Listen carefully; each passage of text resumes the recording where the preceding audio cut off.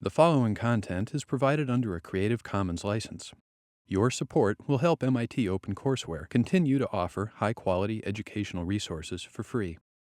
To make a donation or view additional materials from hundreds of MIT courses, visit MIT OpenCourseware at ocw.mit.edu. Play with each other. We did the standard model as an effective field theory, higher dimension operators in the standard model. And then we started talking about taking the standard model as theory one and removing things from it.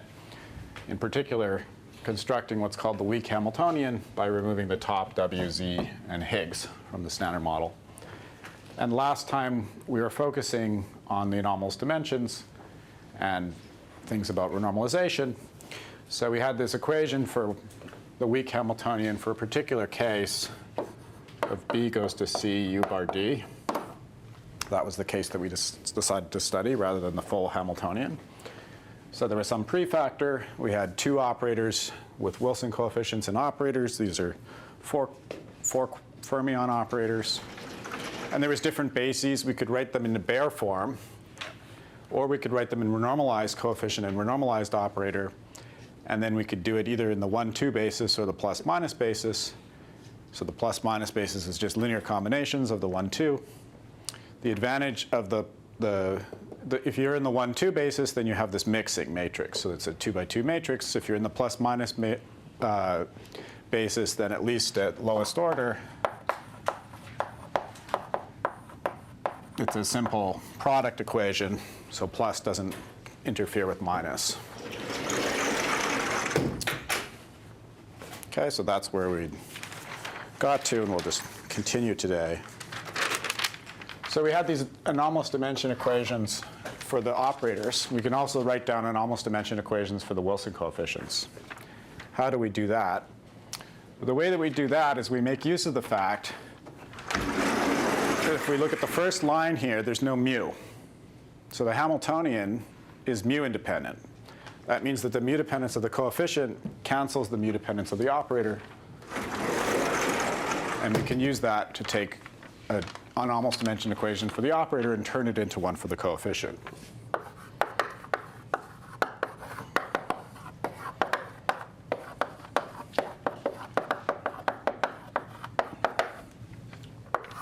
So last time we talked about the fact that the renormalization of the operators was equivalent to, you could think about it two different ways, as renormalization of operators, renormalization of coefficients. Likewise, you can think of anomalous dimensions as either running the coefficients or running the operators. So those are equivalent things. And the thing that makes them equivalent is just imposing that the derivative with respect to mu of the Hamiltonian is 0.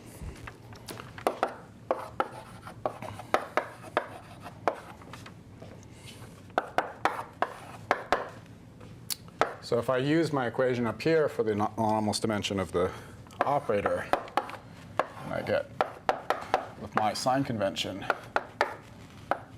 a minus sign here. If I had a minus sign here, I had no minus sign here. These things are conventions. I pick some convention, and I'll stick with it. So from this equation, then we can solve for we basically have an equation that has to be true for the coefficients if we think of just stripping off the operator.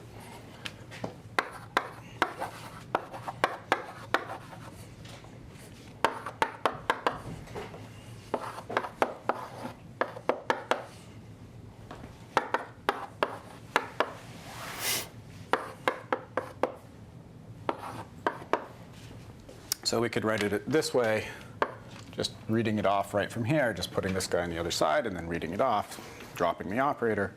Or we could write it this way if we wanted to write it in a way that's more similar to this equation up here, where we have the anomalous dimension matrix times the coefficient. It's either from the right or from the left, and it's just a matter of transposing. So the anomalous dimension for the coefficient is determined from this one here. If you know it, then you immediately know the one for the coefficient. Which shouldn't be surprising, given that we could think of the z factors as being related, the renormalization factors. The anomalous dimensions, therefore, should also be related. OK, so we'll solve this equation. It's a little bit simpler to think about, although we could equivalently solve the operator equation. So how do we solve the equation?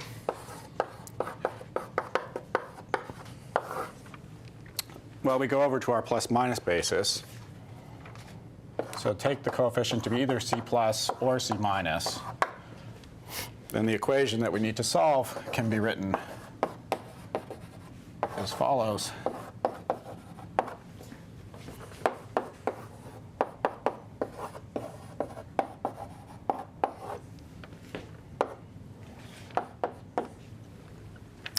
As a simple equation, and I can even take the c, which is on the right-hand side, move it over to the left if I write log c here, because the derivative of the log is giving me a 1 over c. If I put it back over here, I would just multiply. Okay, so that's the analog. This equation here is the analog of this equation here for the operators, but now for the coefficients. Obviously, if these are numbers, there's no transpose to do. So you have to solve this equation simultaneously with another differential equation. This is a coupled equation because alpha also has a differential equation.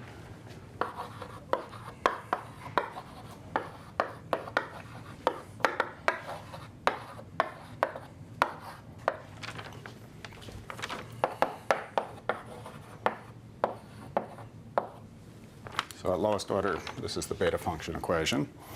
And so if we want to take into account this equation and integrate this equation, the simple trick for doing that is to make a change of variable. So we use this equation here to make a change of variable. This is a very useful trick because it actually works to whatever order in the expansion that you might want to work. So let me explain what the trick is, and then I'll explain why that is. So we're going to change variables in this equation from mu to alpha.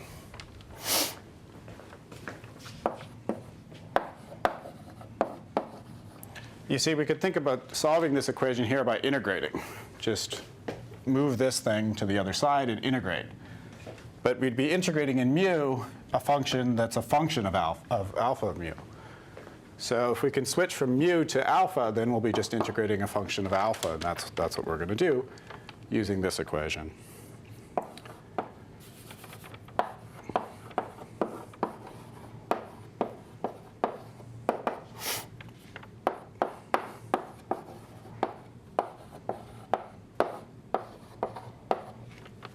So if I write it in general, that's this equality here for any function of alpha. I say that d mu over mu, just rearranging this equation, is d alpha over beta of alpha.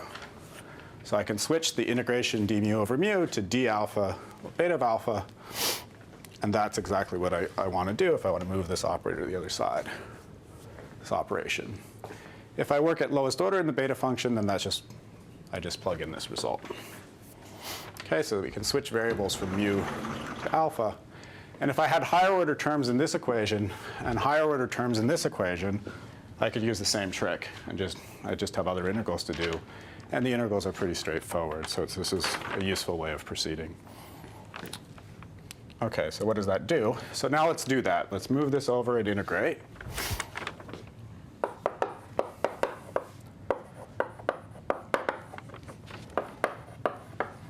Well, we'll do a definite integral from mu w up to mu.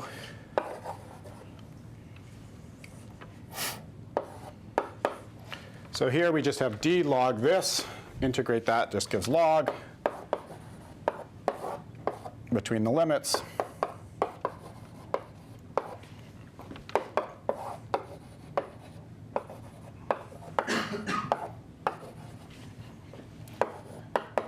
And if I didn't change variable, I would have that. But if I make the change of variable, then it becomes a very simple integral.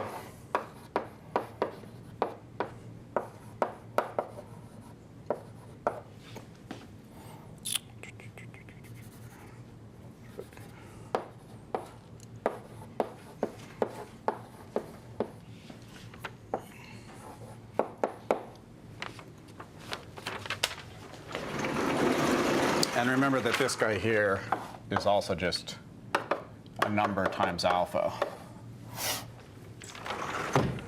that we worked out last time. So this is just d alpha over alpha, and that's a simple logarithmic integral. Yeah. I don't know if it matters, but mu w should be greater than mu, right? If we're Mu W should be greater than mu. That's right. Okay, so you're just writing integrals like that to avoid signs. Okay.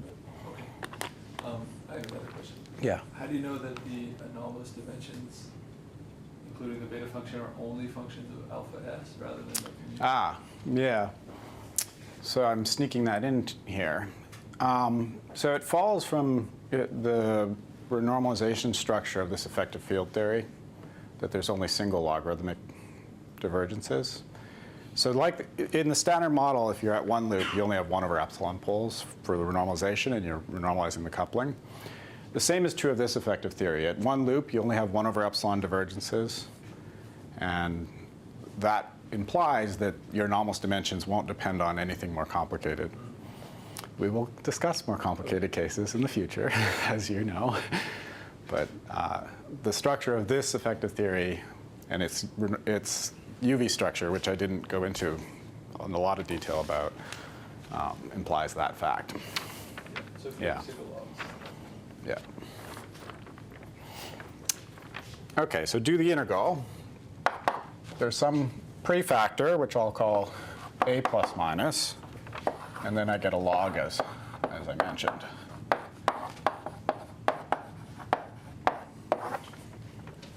And just for the record, this a plus minus, if I put all the factors together and put in what this number is,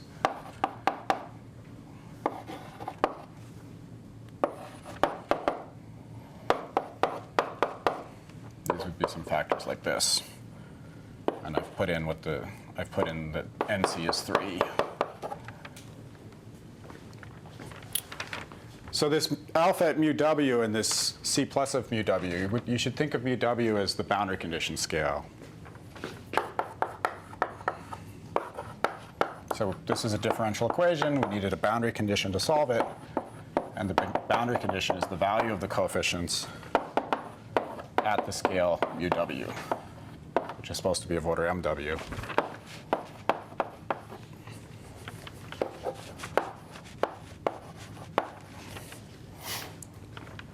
Typically what that means is you could take a common choice, which would be just to take it equal, or you could pick twice or half, and these are the most common choices that people pick. So the way that you should think of that, this guy in the denominator, is you should think that he's really a fixed order series in alpha of mu w.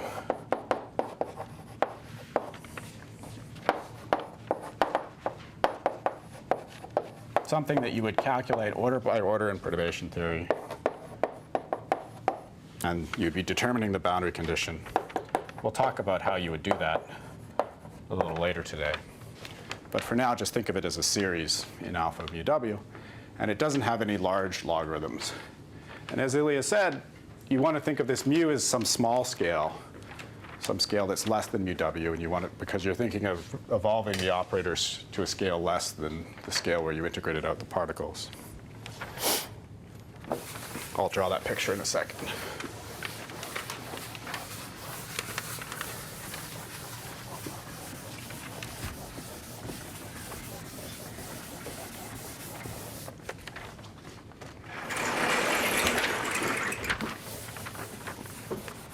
So we could take the exponential of that equation, and then we can write C of mu is equal to something that we've determined.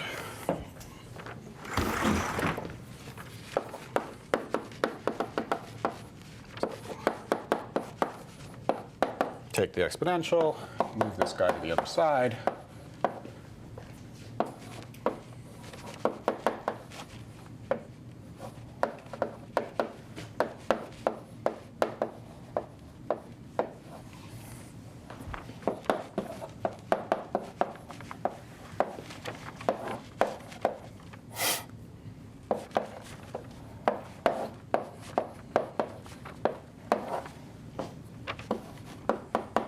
Remember that a plus minus are just numbers. We can write the solution in this way, where we determine this guy by thinking about doing a matching calculation at the high scale. We determine it to be a half already at the lowest order, so think about sticking in a half here. And then this factor here is what you get from the renormalization group. And you can see from this form right here that you've summed up an infinite number of logarithms. It's exponential of a number times log, and if I were to expand that out in alpha at some fixed scale, it would be an infinite series in logarithms. Okay, so what do we want to pick this mu to be? Well, we're thinking about the process b goes to c u bar d. If you think about this process in nature, the scale that's in the initial state here is the b meson mass. So you'd like to take this scale here, not at mw, but down at the b quark mass.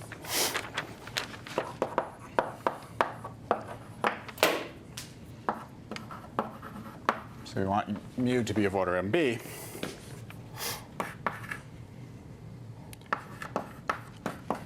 And then you have a large hierarchy because this is much less than mw. 5 GeV-ish, 80 GeV, 80 GeV.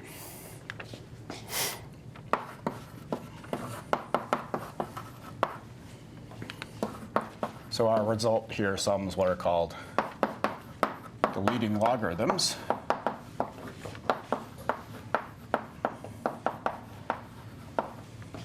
Which is denoted by LL. And schematically, the lowest order term was a half. And if we were to expand higher order terms and think about what logarithms we're talking about logarithms of mw over mb. And the series, if we were to expand it, would look like this, schematically, without worrying about the coefficients. An infinite series where each term has one alpha and one log. So the counting that you're doing in this type of setup, where we would think of using this equation to go down to the scale mb,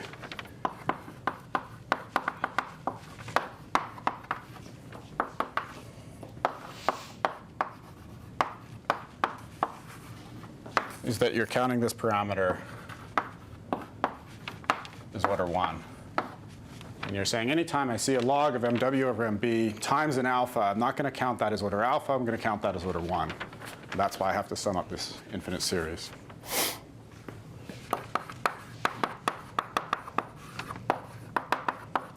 So the physical picture of what we've said here is the following.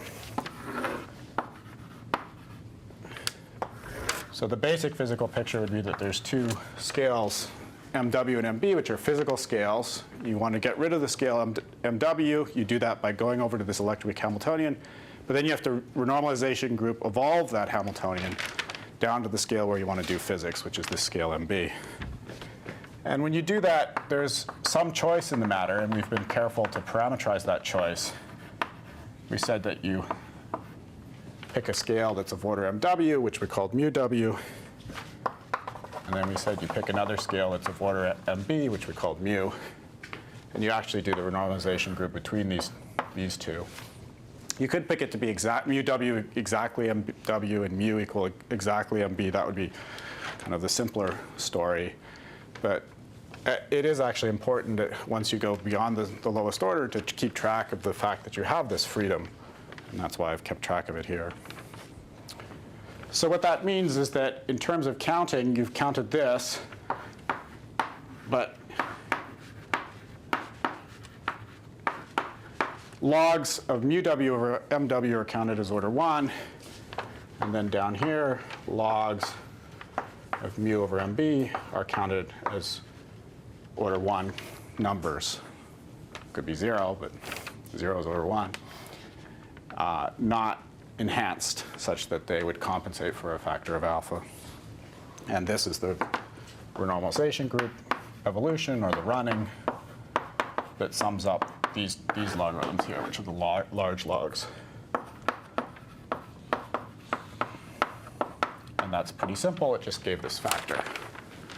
Okay, and that's pretty common in QCD to get factors like that, alpha at one scale over alpha at another scale raised to a power. That's a very common thing to get from renormalization group evolution. Okay, any questions so far?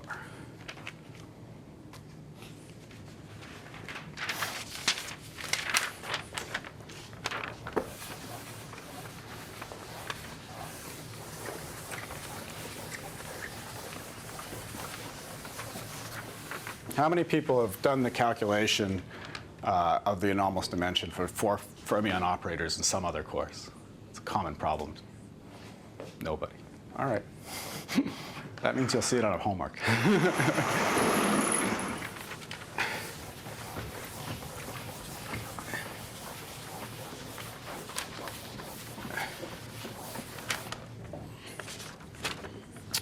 So let's come back here and think about what the general structure of what we've done is.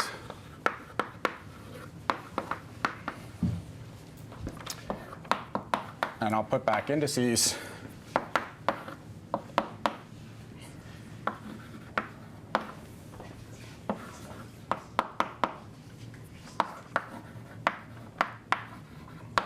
So you can think about taking the solution that we have at the top of the board here and generalizing it to a form that would be valid at higher orders.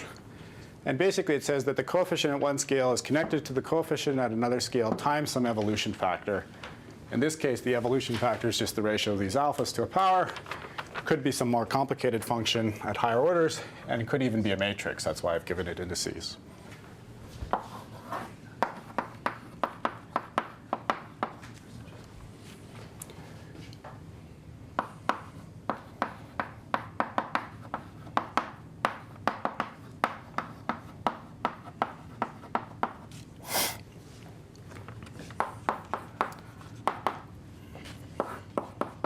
So we could put our results back together using this higher order form so that they're generally true into our Hamiltonian and see what we've achieved.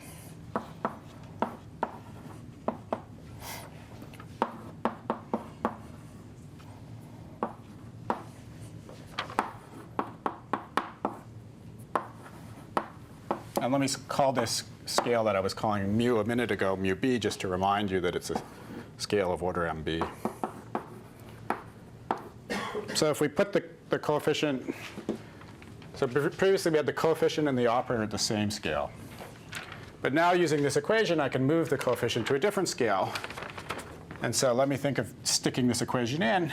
And then I have mu w. I've called mu equals mu b. So now this is mu w, mu b. So this here is the coefficient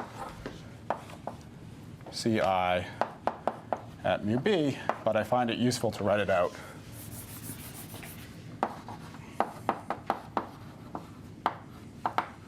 So the thing in square brackets is ci mu b, but I write it out using the renormalization group equation that way.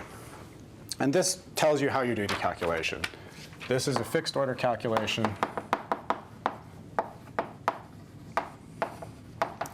This comes from anomalous dimensions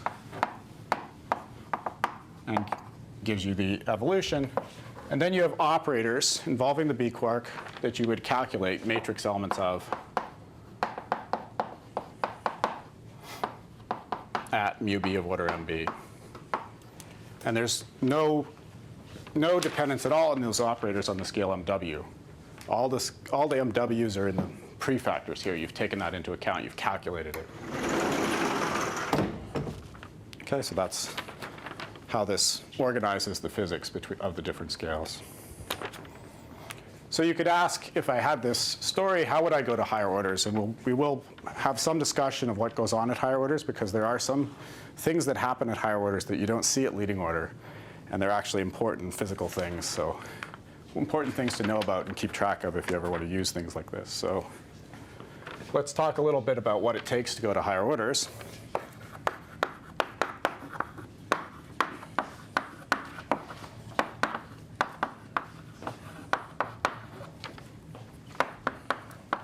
So let's just first think about what it would look like. If we went to higher orders, well, leading order was a series that I could schematically say is alpha times large logs. And I sum them all up, and I called that leading log. When I go to higher orders, I am going to continue to get series, but I get extra factors of alpha.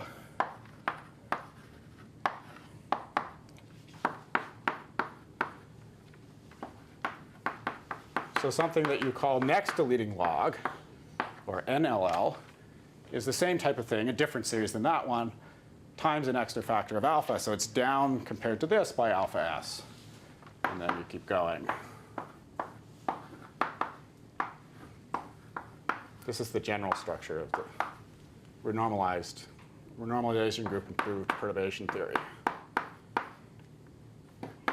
Just keep adding n's and keep adding alphas.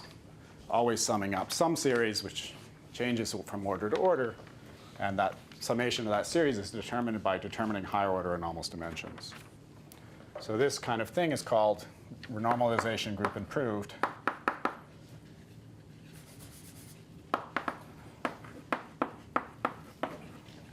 perturbation theory. Every time you take alpha s and you take it at some scale, you're already doing renormalization group improved perturbation theory. It's just that once you have theories that have other things that run and have anomalous dimensions, then it can be more complicated than just simply picking alpha s at the appropriate scale. Here, in this theory, we have these coefficients. We have to run them, and we have to pick them at the appropriate scale, and that's what we're doing by solving these renormalization group equations. OK, so what do we need to do? We determined this. I showed you what you needed to do to get that. What would we need to do to get the next term in the series? How much would we have to compute? Well, we just have to go to one higher order in the perturbation theory. So let's make a little table.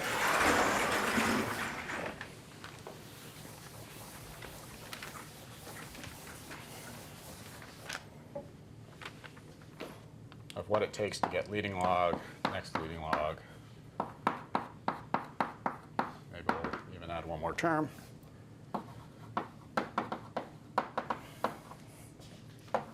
So there's two parts to the calculation. There's the boundary condition, and then there's the differential equation, which is the anomalous dimension. At leading log, we had tree-level matching. We determined the C plus and minus were a half. C1 and C2 were 1 and 0. And we just needed the one-loop anomalous dimension.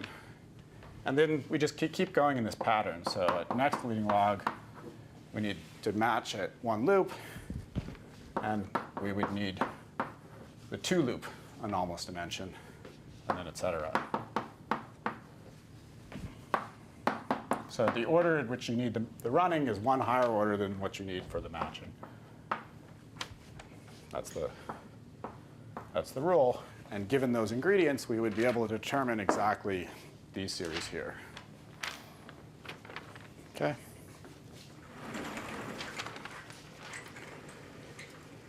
So there's some things that happen at this order that aren't really apparent yet at leading log. And so I want to talk a little bit about that.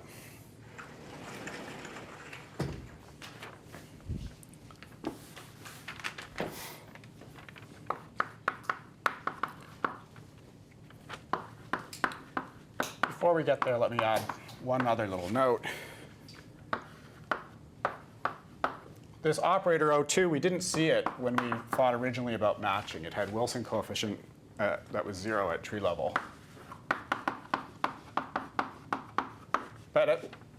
So at leading order, you could say that this Wilson coefficient is 0. But at leading log, it's not 0.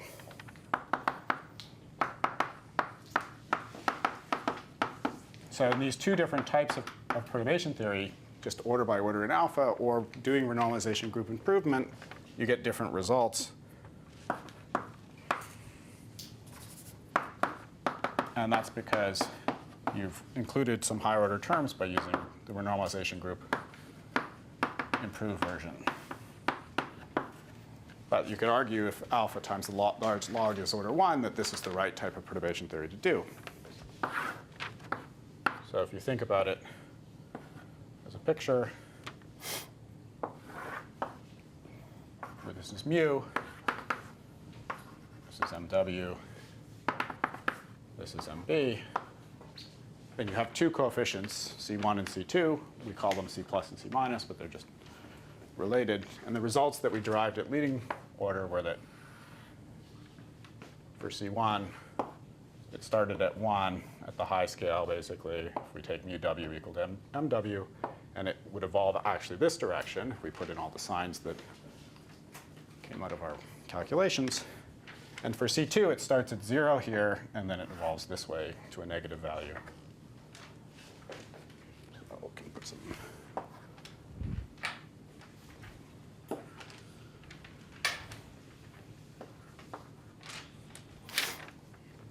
So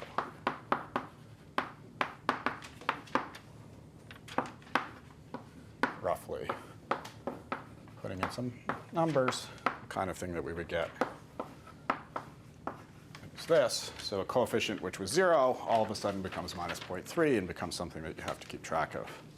That's at leading log. Obviously, when you go to higher orders, those numbers will be perturbatively improved. OK? So is the physical picture here clear of what's happening with these operators? So what is the application?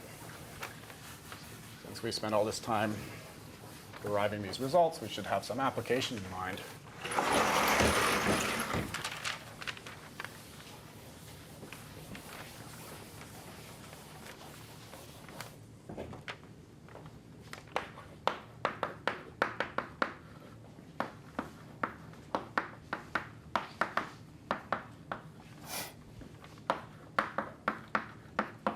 So for B to C U bar D, this, if you ask about what process that gives, well, one process that it gives is just a B to D pi transition. B bar is built of U bar B, and this guy's U bar C, and the pion is the U bar D. So we can think of the reason we're studying this is maybe we want to calculate B to D pi. So if we wanted to calculate B to D pi, we take matrix elements involving a Hamiltonian with a B meson in the in state and a D pi in the out state.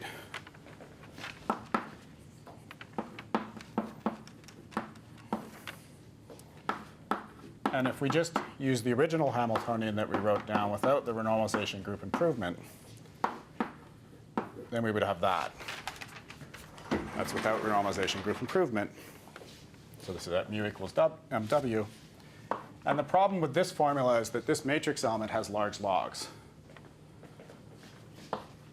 It depends on mw. It also depends on mb.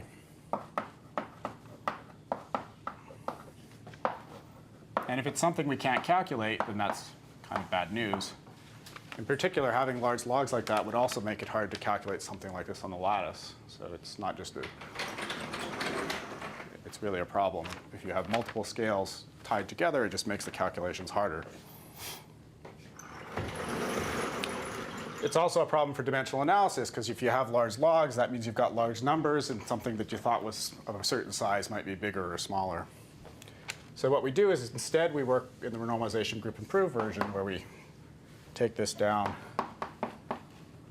at the scale MB. So this guy includes the renormalization group evolution. We use our results over there. And then we've got the operators at the scale MB, and there's no large logs.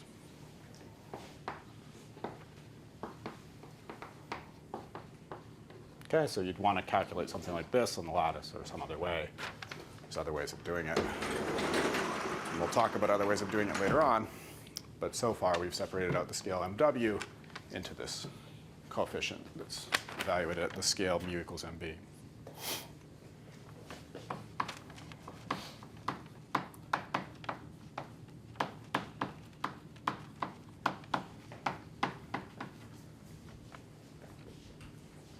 OK, so the one way of thinking about this is if you want to do physics at the scale mb, the right couplings to use in your theory are these ones. Forget about what's going on at the high scale. You have to determine the low energy couplings that are appropriate to the theory you're dealing with. And those are these C's at mb. OK?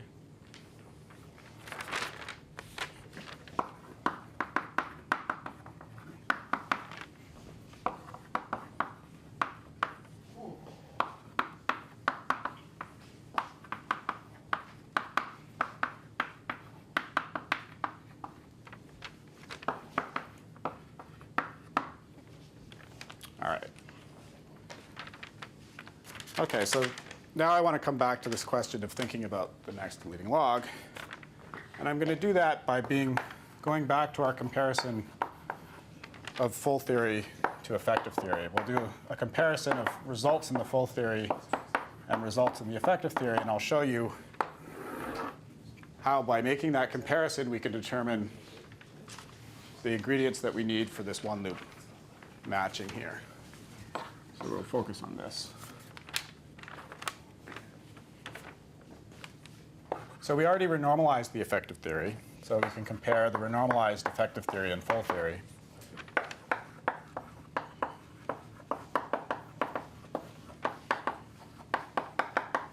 And that's the right way to proceed. So in our parlance of theory 1 and theory 2, the effective theory would be theory 2. We have to think about the full theory, which in our parlance would be theory 1. The full theory being the standard model here. We have to think about renormalizing that theory. But in the standard model, our calculation involves conserved currents. These are just the weak currents. And so there's actually no extra UV divergences associated to those currents. We just have coupling renormalization.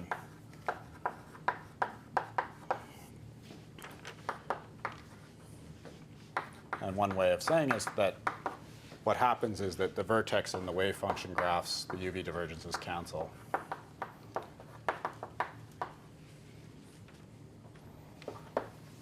For the conserved current. So the result for the full theory will be some result that is independent of doesn't have any ultraviolet divergences.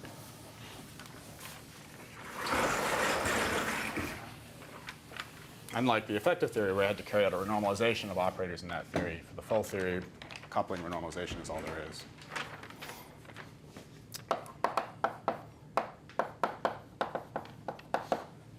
So let's draw the full theory graphs. My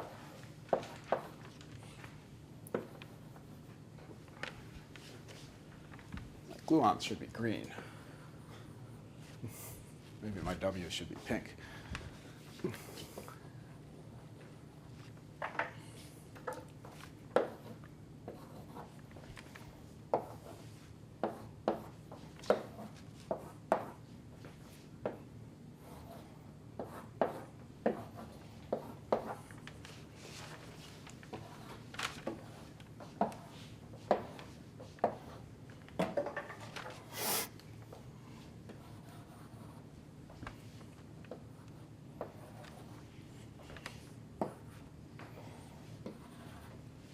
Six permutations.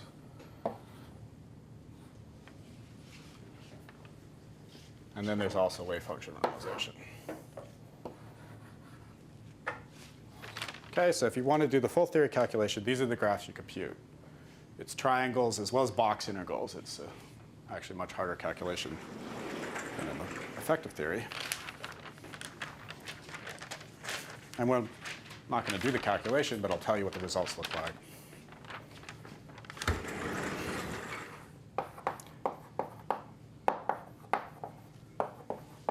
So let's start by thinking about the logs.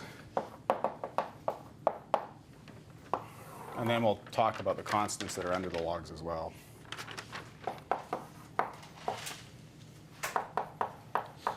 So if we look at this calculation, it has the following form.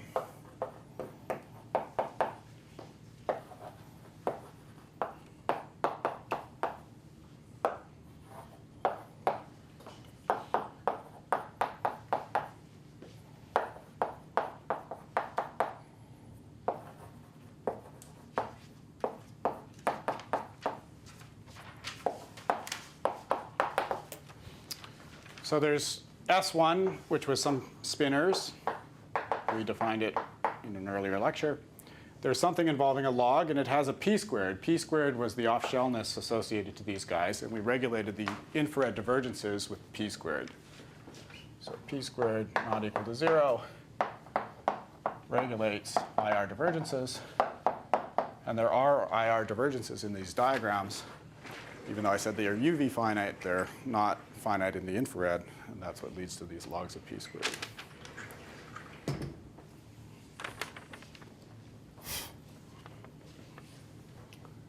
Okay. Now, I didn't write everything. I only wrote the pieces proportional to S1. There's pieces proportional to the other spinor S2. And there's non-log terms, and they're all hiding in the dots. So let's compare this result to a similar expression in the effective theory, where we just set the coefficients to their values at the high scale. So then we have 1 for the coefficient times the one-loop matrix element of O1, and which we wrote down earlier. And it looks kind of similar to this, but not exactly the same.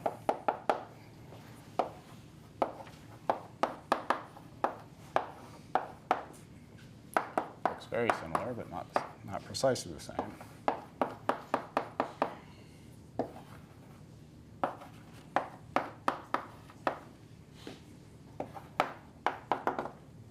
Similar statement applies to these guys here. Okay, so the difference is really that instead of mw squared in this log, we have a mu squared. It's really the only difference for these terms.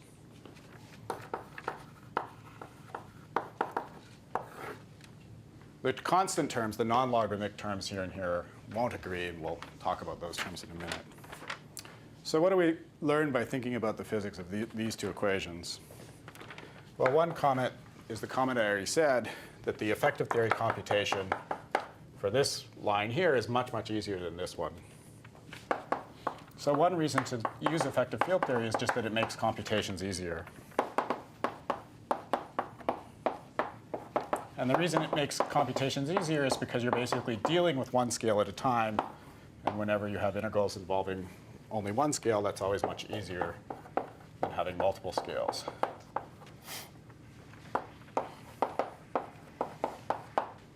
But if you want to encode all the physics of the full theory, you'll still have to do that calculation at some point as well.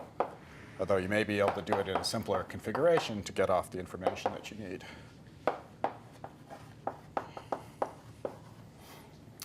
Furthermore, if you really only cared about the logs, then all you really need is the 1 over epsilon term, and that's even easier than the full triangle diagrams. So to compute the anomalous dimensions, you just have to keep the divergences, and you can throw away all the finite pieces. And that's even easier. So you can organize things by thinking about doing the easier calculations first. That's what people do. They calculate anomalous dimensions before they calculate matching. It's just easier. And it's also the thing you need for the leading log result. You don't need the matching at one loop for the leading log result. So there's a conservation of ease and what you need. These two things play nicely with each other.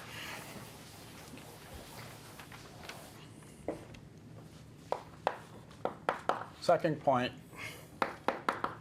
in the effective theory, you're supposed to think that MW goes to infinity. And that's why this thing doesn't know about MW, so how could it possibly get an MW? And so what happens is that MW gets replaced by the cutoff, which is mu here.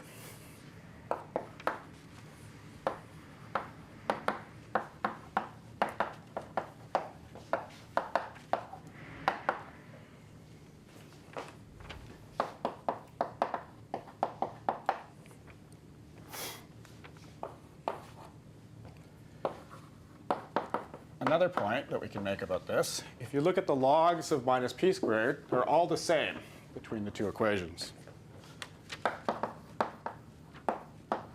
That's actually important, because what that means is that the infrared structure of the two theories agree. The logs of p squared are the infrared divergences. They agree between the higher theory and the lower theory, and they had to agree. What this tells you about the effective theory is that you're doing something right. In particular, it tells you that your effective theory has the right degrees of freedom. That's almost trivial in this example. what other degrees of freedom could we possibly think that would be missing? But in more complicated examples, and we will deal with at least one such example later in the course, it's not so trivial to see that these things match up, and people have discovered new degrees of freedom by doing matching computations like this. They said, oh, this is a relevant degree of freedom, and it's needed because if I do a one-loop calculation, I need it to get the infrared divergences right. So this can really teach you about the effective theory, doing a matching computation, teach you about the physics of the effective theory. So if you made a mistake, this would be a place where you'd catch yourself.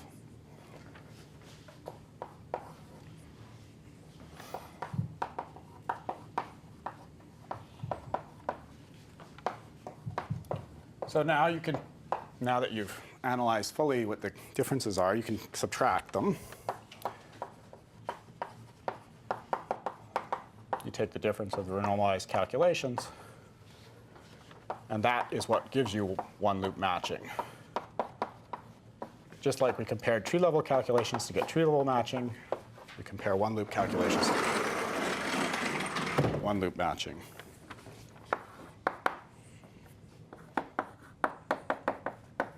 So if you like,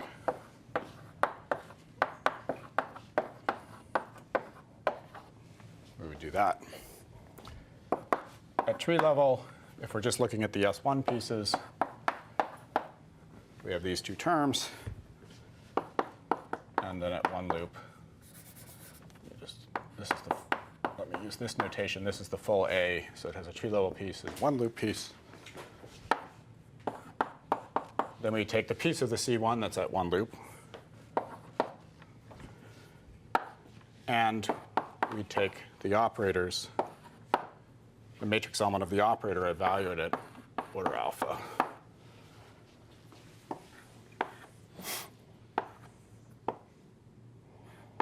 And then there's C2 terms. Let me just put dots.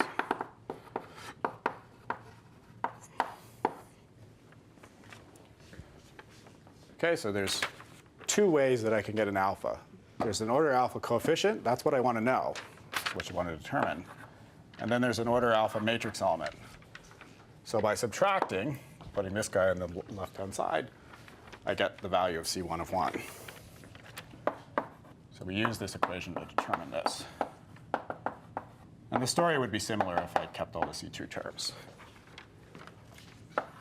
Okay, so that the matching, i.e. the difference of the full and effective theory calculations, determines that coefficient for you.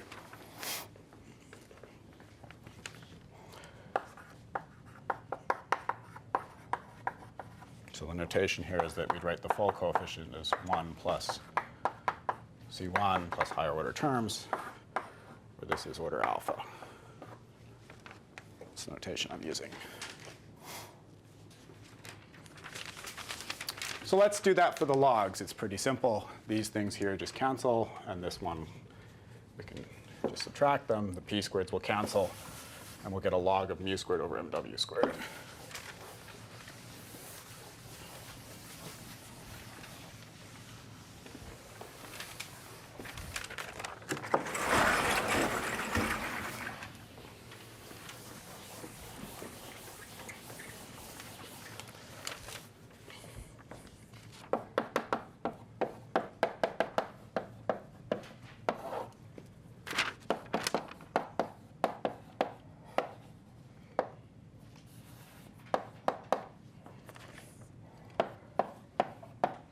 So just focusing on those terms that have an S1,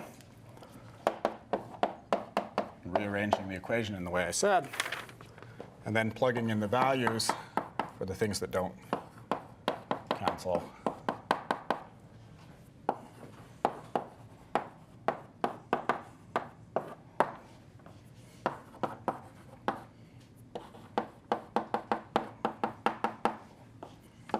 The terms that work slightly different, and dropping the S1.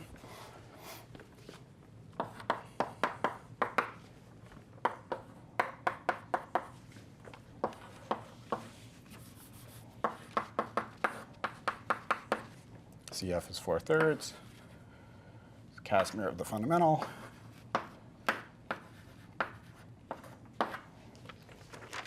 We see that since we've only kept the log terms, what we find is the one loop correction in this guy that's got a logarithm. There'd also be a term here that's a number times alpha. But we haven't kept those terms. What I've written on the board. So the way that you should think about this is that we've got these Wilson coefficients that depend on the scale MW. And what the matching is doing, it's taking the full theory and it's dividing it into large momentum pieces times small momentum pieces.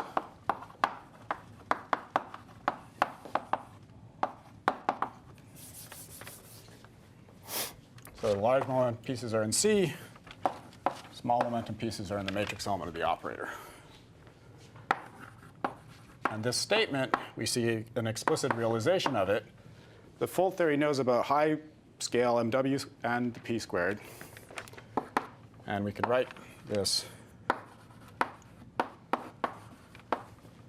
as a split like this. The effective theory knows about p squared, doesn't know about MW squared. The Wilson coefficient knows about MW squared, doesn't know about p squared. The additional thing that they both know about is this scale mu, and that's providing a cutoff for where you split between large momentum and small momentum.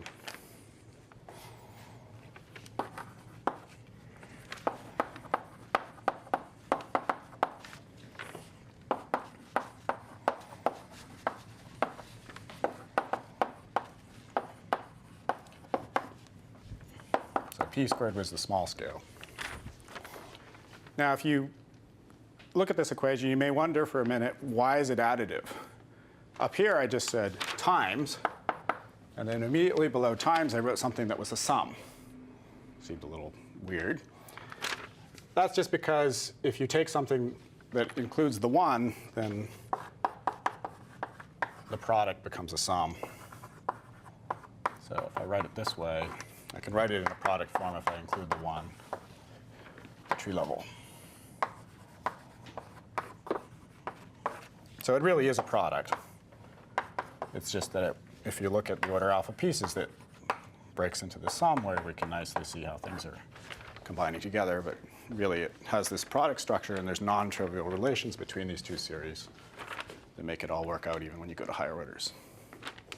So if I expand that to order alpha, look at the order alpha coefficient, I get this equation back again. And this is how you would think about it in a product form. OK. So the other thing you see here is that order by order in our expansion, as we kind of already stated, the mu dependence between these coefficients and these operators is exactly canceling because the full theory here didn't involve that mu. So that's another little piece of information that we get, or that we knew, but we see explicitly from looking at this.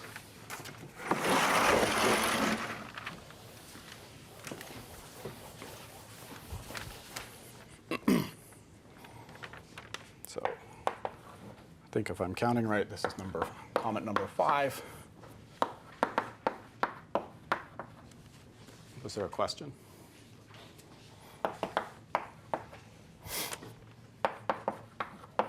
So not surprisingly, the cutoff dependence cancels in the product of C of mu, O of mu, because the cutoff is what we introduced to split up the physics of these two things. Now, if you look at that in a little more detail, it's actually only mu independent at the order and perturbation theory that you're working. You've worked at a fixed order in some expansion, and you shouldn't be surprised that everything you've derived is only true at that order. So if you stopped at one loop, then it's mu independent at order alpha s. What that technically means is that terms that are alpha s mu log mu cancel. The log mu here cancels, but there's mu dependence also here. And that mu dependence in the alpha is something that would be related to terms that are alpha squared log mu and that cancels at higher order. So some of the mu dependence cancel, some of the mu dependence doesn't cancel, and people actually use the fact that some of the mu dependence doesn't cancel as getting a handle on the higher order terms, as doing a kind of theory uncertainty.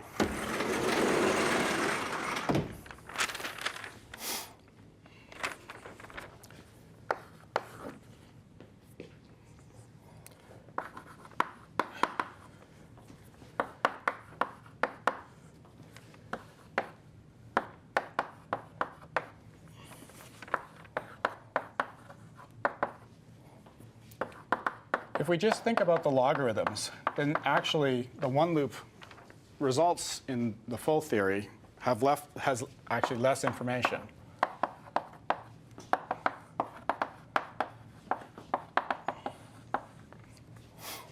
And the reason is that if you wanted to get higher order terms in this leading log series that we talked about, if you wanted to derive those from the full theory point of view, you'd have to do a two-loop computation.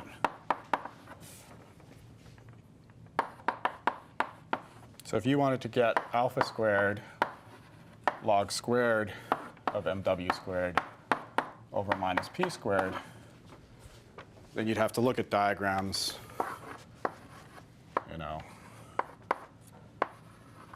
with two gluons. From the full theory point of view, that's what you'd have to do to find those terms. From the effective theory point of view, all you have to do to find those terms is renormalize the effective theory properly, and then you get those terms.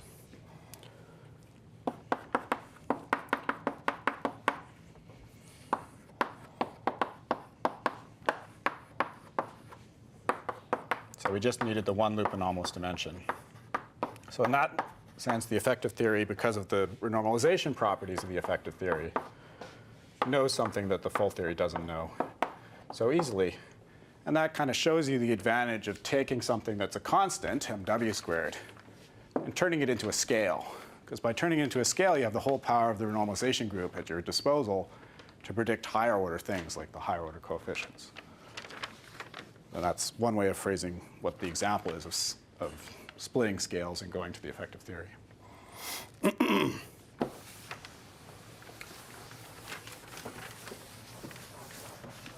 So the final thing that I want to talk about here has to do with the fact that, well, actually there's two more things I want to talk about.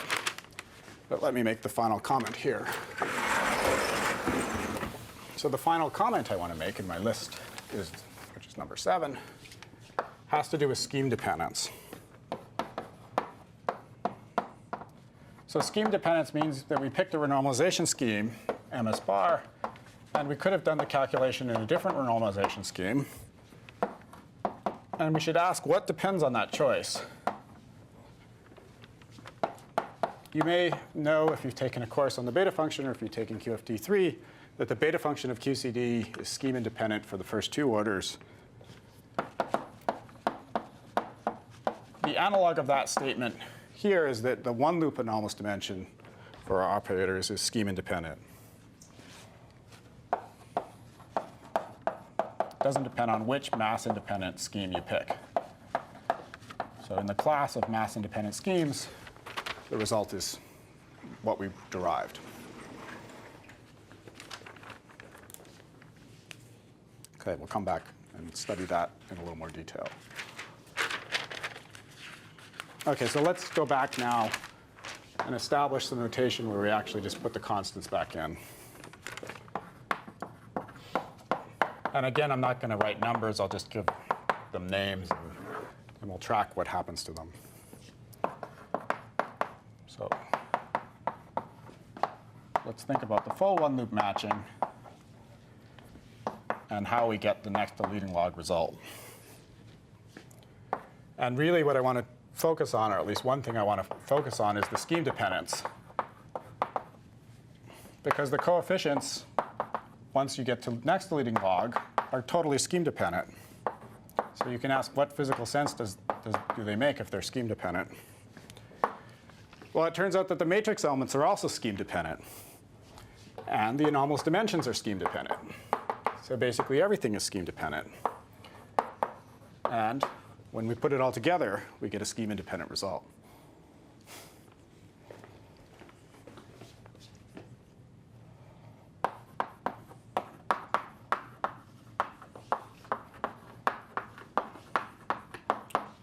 So you might think, well, if we get scheme-dependent results, we should just stop because maybe we can't understand what's going on. But C of mu times O of mu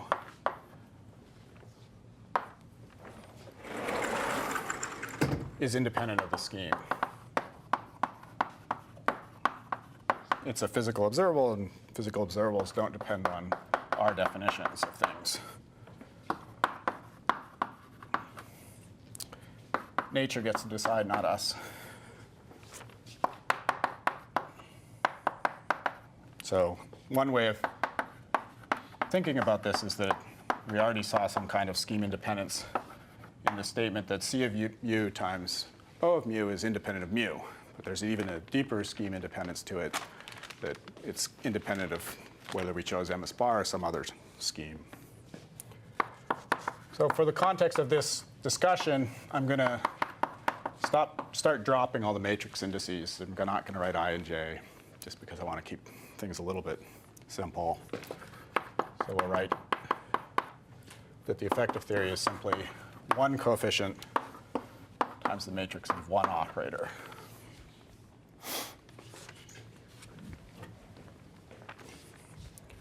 So let's think about, in that context, trying to understand where all this scheme dependence is floating around.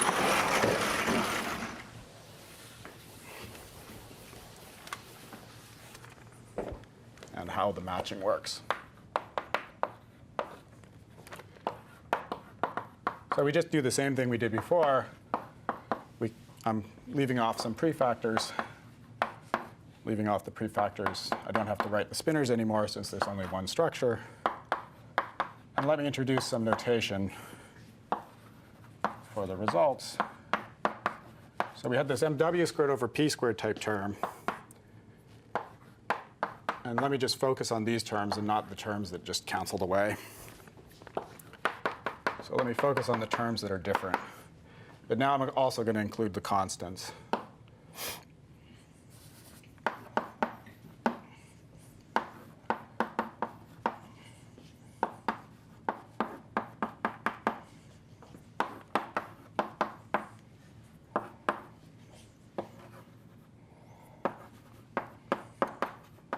So the constants that we get in the full theory and the effective theory are different, so I'll call one of them A and the other one B. So I call the A the full theory result and the B the effective theory result. So you should think of this as a number like 3. There's just some number, same thing here. But just to avoid talking about numbers and to track also where the scheme dependence is, like this 3 could be 2 in one scheme, and this 4 could be 2 in one scheme and 5 in another scheme. In order to keep track of that, let me call it a variable. Let me call it B. So then the Wilson coefficient is just we construct the difference, and then we'll have an A minus B in it.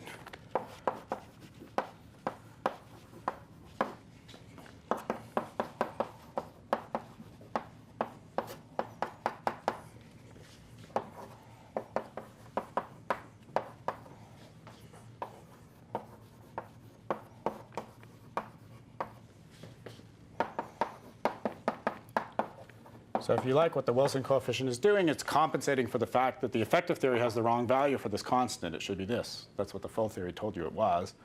So the effective theory has minus the effective theory Wilson coefficient has minus the effective theory matrix element result plus the correct result. So this is the thing that's correcting the effective theory. So it has the right constant.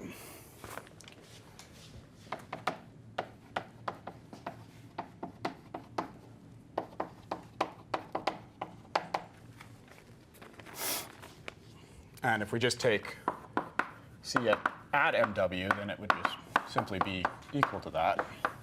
And the log would go away.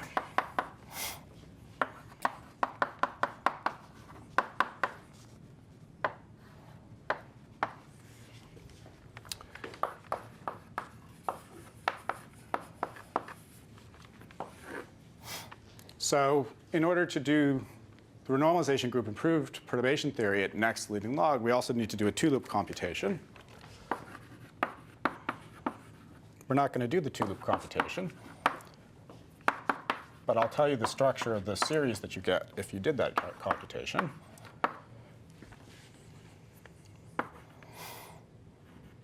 So this equation is true. Therefore, we can write the anomalous dimension equation again as log C, and the right-hand side will be a series. And the structure of the series is there's a 0th order term, and then there's some higher order term. And we need this guy that's the two-loop coefficient. We do gamma 1. Again, this is a coupled differential equation, and we would solve it by using the kind of thing that we did before. So d mu over mu is d alpha over beta of alpha. And we would write down beta to 1 higher order, which I do in my notes, but let me not. It's the same idea as I just expanded in alpha, and I keep not just the coefficient beta 0, but I also keep the coefficient beta 1.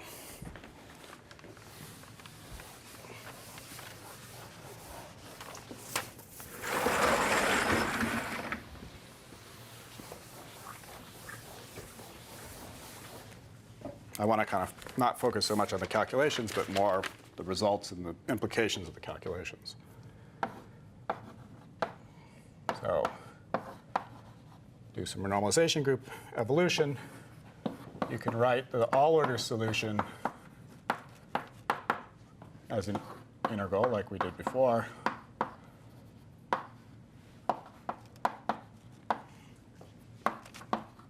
And if I just keep it in terms of these all-order objects, then it's just the ratio, which I expand that ratio in alpha. And if I want to do it to second order, I don't just keep the first term, I keep the second term.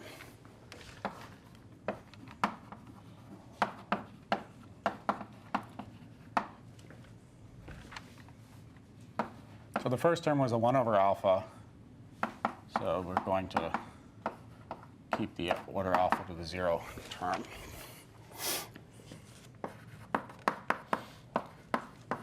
And if we use our notation that we established before, where we call this guy here, we call the exponential of this guy u. So c of u, c of mu naught, of mu w, u of u w mu.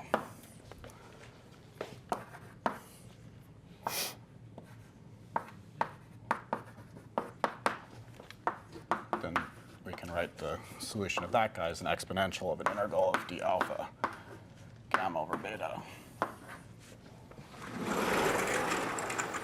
So some of the steps that we were doing at one loop, just like the exponentiation and the separation, they just all go through. And the only thing we do have to do is evaluate this integral at 1 higher order.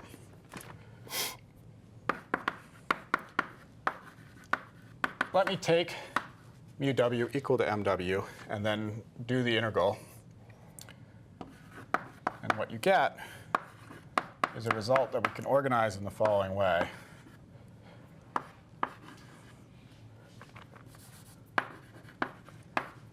Try to get my arguments in the right order.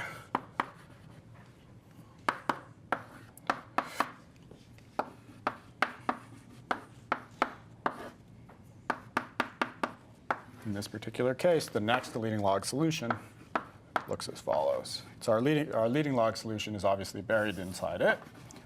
So we have this ratio of alphas.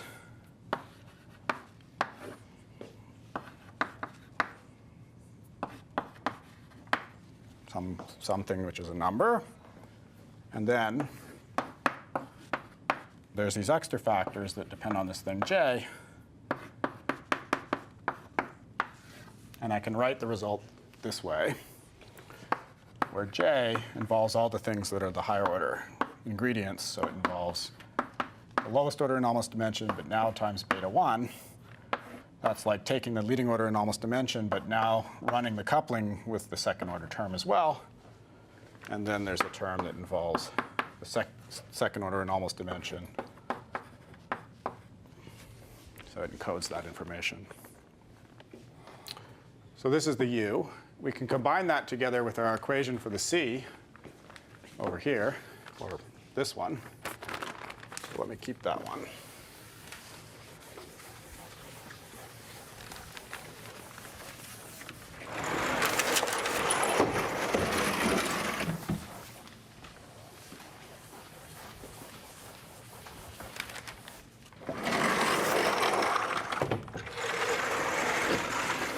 So take this equation, multiply by that equation. That gives us C of mu. So I have to write it one more time.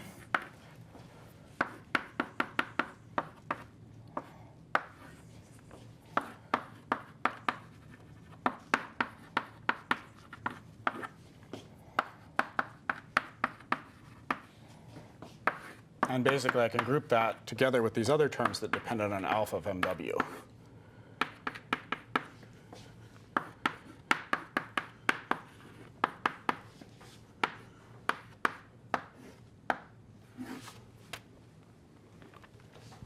Okay, so J is the anomalous dimension piece.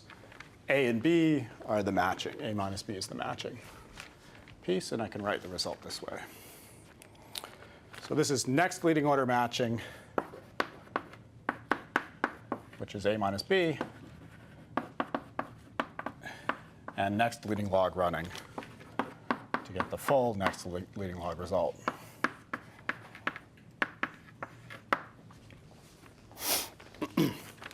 So let's talk about, so this is the kind of structure that you could get. That's what renormalization group improved perturbation theory looks like when you go to higher orders. You basically have logs, but then the higher order terms, when you expand out this integral, are just giving you polynomials in alpha. So when you integrate polynomials, you get back polynomials. If you integrate 1, you get alpha. If you integrate alpha squared, you get alpha cubed, et cetera. Okay, so you just get back polynomials, and that's why you can write it this way. What are the terms in this result that are scheme dependent?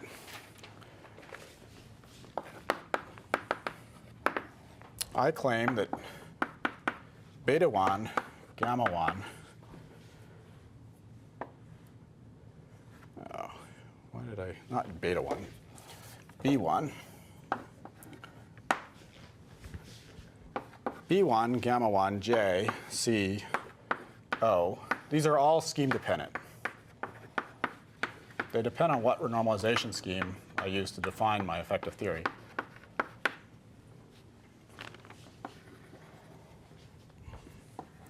And then there's a list of things that are scheme independent.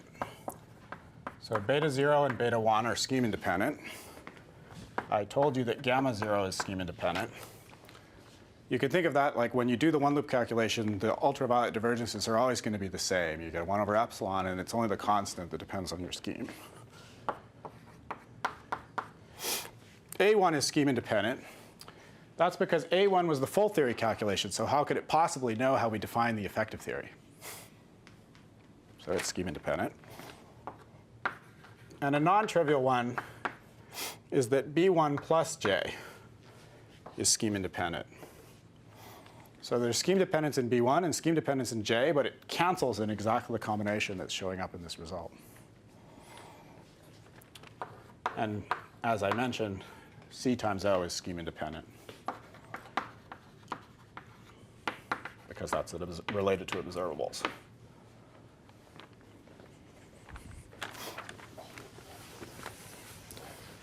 So I have a little proof of that in my notes, which because of time, I'm going to skip, but I encourage you when I post my notes to the website that you take a look at where that comes from. So the only non-trivial one really is this B1 plus J being scheme independent. Okay, I have a little proof of that in my notes here. Okay, so let's go back to the equation at the top in the middle there and see what conclusions we can draw once we believe this. So if B1 plus J is scheme independent, then this thing that's showing up in that term, A1 minus B minus J, is scheme independent. Because A was. It was just a full theory thing. And there's a cancellation of scheme dependence between the one loop anomalous dimension. There's a cancellation here between the one loop anomalous dimension, sorry, the two loop anomalous dimension, which we call the gamma 1, and the B1. That's where the scheme dependence cancels. So the scheme you pick, you have to be consistent. You have to keep using it. If you do a matching calculation, or if someone else did a matching calculation, you want to use it, you better figure out what scheme you're working in, because if you start working in a different scheme, you're just making mistakes. So this is the statement that the matching is scheme dependent, the anomalous dimension is scheme dependent, but there's a cancellation between those two.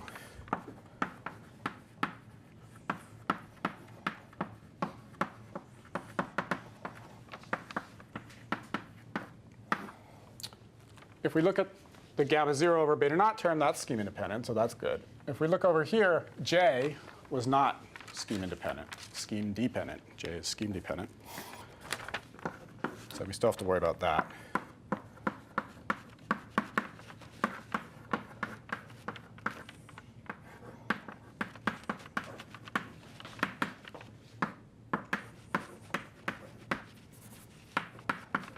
This leading log result was scheme independent,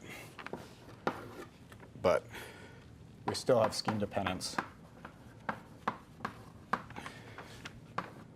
of this factor, 1 plus alpha of mu j over 4 pi in RC of mu. And the thing that cancels that scheme dependence is the fact that the Wilson coefficient alone is not a physical observable. It's really the Wilson coefficient times the operator. And so there's scheme dependence in the matrix element of the operator.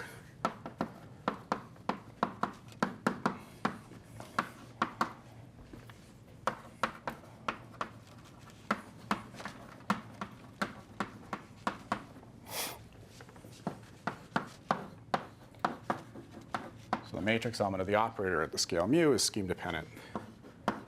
And this is at the lower end of our integration.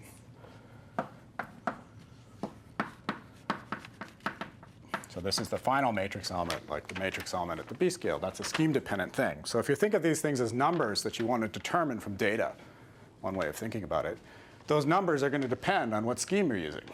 If you extract some numbers in one scheme and your friend does it in another scheme, you could get totally different numbers. So you have to know what scheme you're working in, and you have to combine it together with the Wilson coefficient in the same scheme. If you take some numbers from the literature and you don't know what scheme they're in, and you're working at next to leading log, you have a problem. You got to know what the scheme is, because you have to work in the same scheme consistently. And that's the lesson here.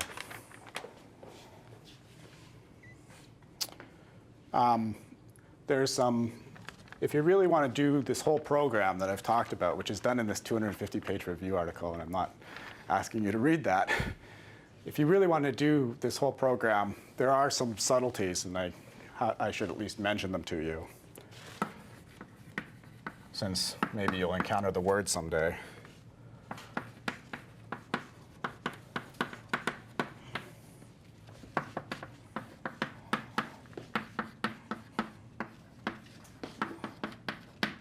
So we've sketched the physics and the basic stuff that would be involved in the analysis, but we haven't written down the full operator basis with the full set of mixing and dozens of diagrams, which people have done.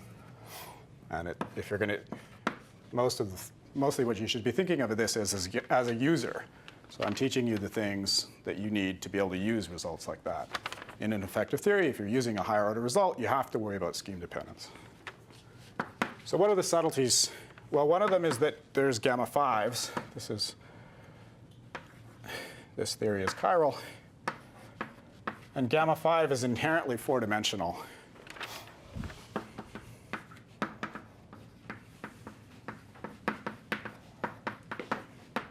And you have to worry about that.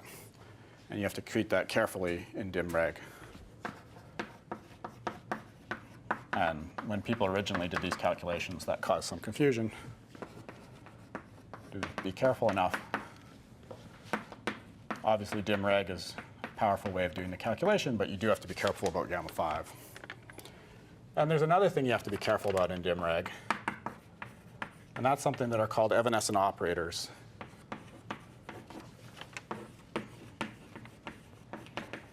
You see, part of our arguments, and originally when we were writing down the basis of operators for our calculation, were actually inherently four-dimensional. We used, when we wrote down the operators, we effectively used that these Dirac structures, which are 16 of them, we used completeness over those 16. And the problem is that in d dimensions, that's not a complete set.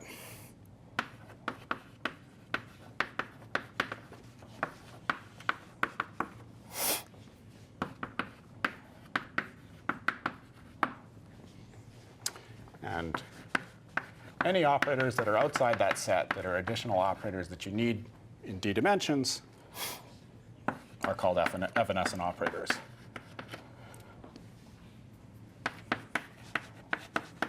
So they involve Dirac structures that vanish as epsilon goes to 0, but are technically needed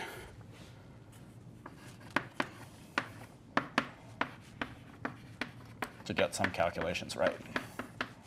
Okay, so those are two subtleties to be aware of in the full calculation. And I think we'll stop there for today, and we'll do something different next time. So homework is due next Tuesday. And as I said in my original handout, you should talk to each other about the homework.